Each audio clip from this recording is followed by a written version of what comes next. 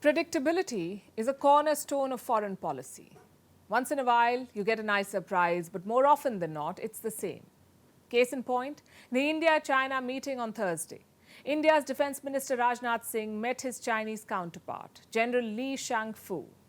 It was on the sidelines of the SCO Defence Ministers meeting.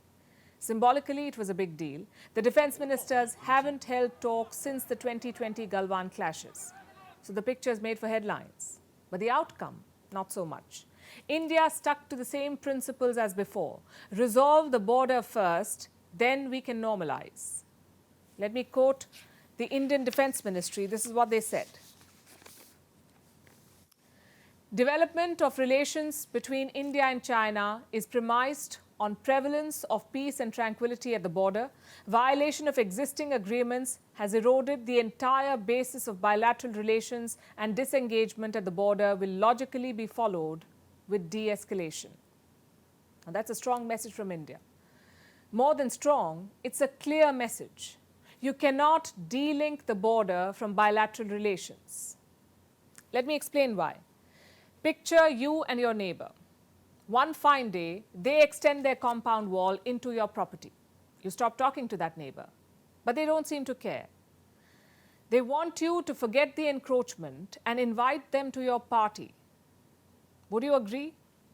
I think I know the answer. The fact is, boundaries are key to every relationship, personal, political, or bilateral. India says, respect that boundary, then we can talk.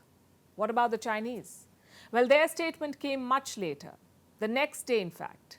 Let me quote the important bits. The two sides should take a long-term view, place the border issue in an appropriate position in bilateral relations, and promote the transition of the border situation to normalized management. So China is of the opposite opinion. They say, let's not focus just on the border. Let's look at the border as part of the larger scheme of things. In other words, put it on the back burner. Or as Beijing calls it, normalized management. What does that mean? The same words were used by China's former Foreign Minister Wang Yi. It basically means, let's stick to the status quo. How easy for them to say. The normal situation would be pre-2020, before the Galwan clashes. The current situation benefits China and not India, which is why New Delhi is emphasizing on resolving the border first. If not, why have international charters and bilateral agreements at all? Every country can keep salami slicing their neighbor. The question is, why are the Chinese so eager to normalize relations now? I say eager because Beijing's statement reeks of it.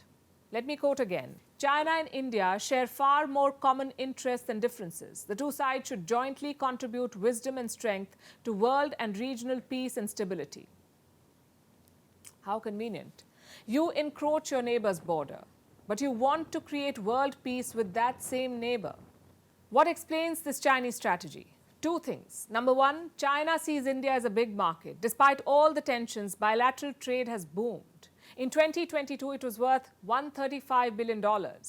That trade is heavily stacked in China's favor. Their exports to India were worth $118 billion. Their imports from India, just $17 billion. On average, bilateral trade is growing by 12% every year. Like I said, this is despite all the tensions. The second reason is multilateral engagement. China's ultimate goal is to reshape the global order. First, displace the US, then become the leading global power.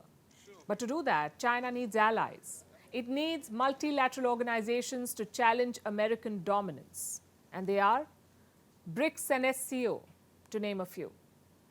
And what's common in both? India. So without New Delhi's support, a new order is not possible. Hence China's eagerness to normalize ties with India. India must realize and leverage this. It's not enough to just say that we are delinking the border and bilateral relations. It must also reflect on the ground. Unfortunately, a $100 billion trade deficit reflects the opposite. My point is, it cannot be business as usual with China. It's something India has already done with Pakistan. New Delhi has made it clear that terror and talks cannot go hand in hand. Similarly, border incursions and trade should not go hand in hand.